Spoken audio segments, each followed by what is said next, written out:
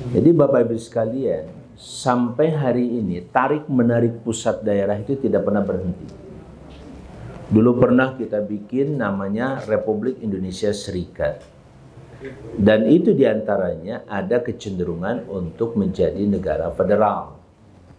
Sampai pada waktu itu hampir saja negara kita ini pecah. Diselamatkan oleh Allah Subhanahu wa taala melalui salah seorang ulama kita sekaligus politisi yang ulung, yaitu Pak Natsir dengan mosi integralnya. Alhamdulillah kembali ke NKRI. Tetapi persoalan daerah adalah persoalan yang belum pernah terselesaikan sampai hari ini. Maka Orde Reformasi kemarin itu kembali mengangkat persoalan otonomi daerah. Dan otonomi daerah itu kemudian domainnya saat ini dalam konteks legislasi diserahkan ke DPD RI.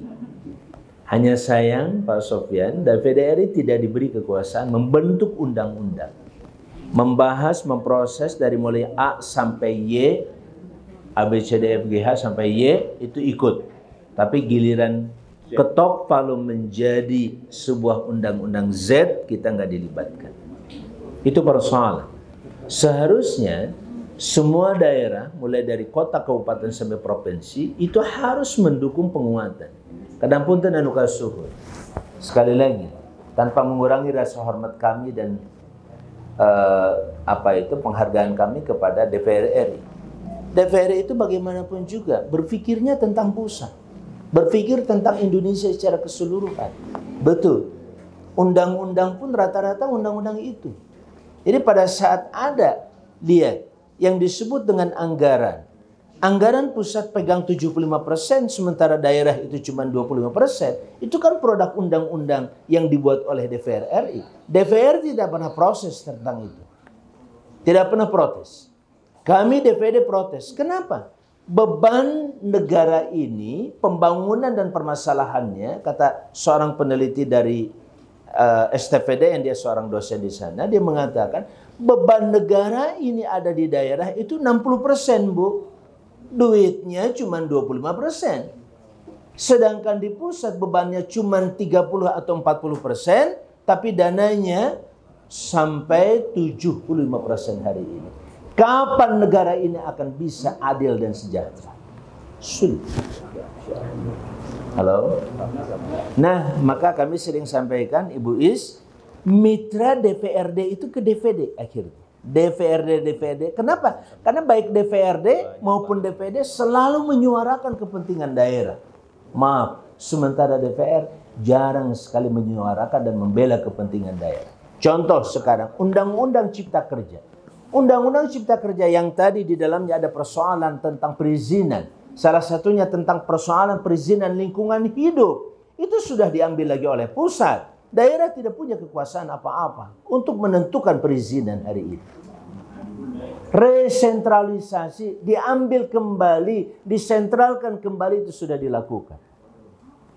Kalau saja DPD RI memiliki kekuasaan atau kekuasaan dan kewenangan untuk membentuk undang-undang, paling tidak terkait dengan otonomi daerah dan DOB, daerah otonomi baru, selesai insya Allah.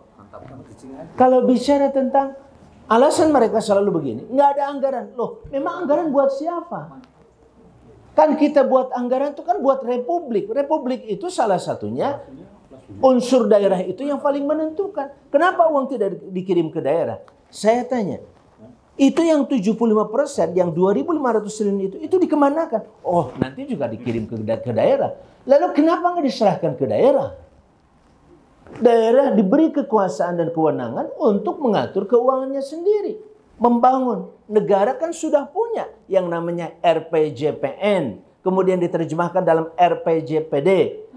Ya, rencana pembangunan jangka panjang daerah itu sudah ada. Kan mengacu ke pusat. Kontrol dengan itu. Kalau menyalahi undang-undang, selesai. Cabut saja uangnya.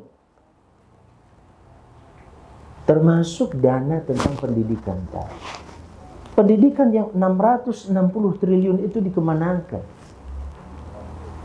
Ya, karena dibagi-bagi habis di tengah jalan. Masuk di dinas ini segala macam dapat, Bu. Kenapa tidak difokuskan untuk pendidikan benar-benar di bawah Kementerian Pendidikan dan juga Kementerian Agama di dalamnya? Kalau itu dilakukan, insya Allah selesai masalah pendidikan kita. Bayangkan 600 triliun itu bukan duit kecil. Tadi yang buat 34 provinsi tambah 520 kota kabupaten itu hanya 814 triliun. Sedangkan ini 600 triliun. 2/3-nya bayangkan digunakan oleh satu kementerian. Kalau tadi 34 ditambah 520 kota kabupaten. Lagi-lagi saya katakan, kita harus menjadi rakyat yang cerdas. Makanya usulan tadi dari siapa? Dari Pak terakhir, ya Bapak Ibu yang saya muliakan, itu yang harus kita lakukan insya Allah.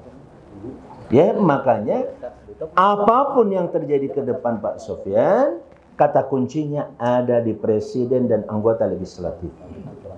Salah menentukan presiden, maka kita akan mengalami kesalahan yang sama.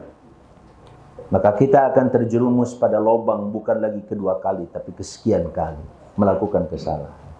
Kalau ternyata Allah menentukan lain, itu bukan bagian dari kita.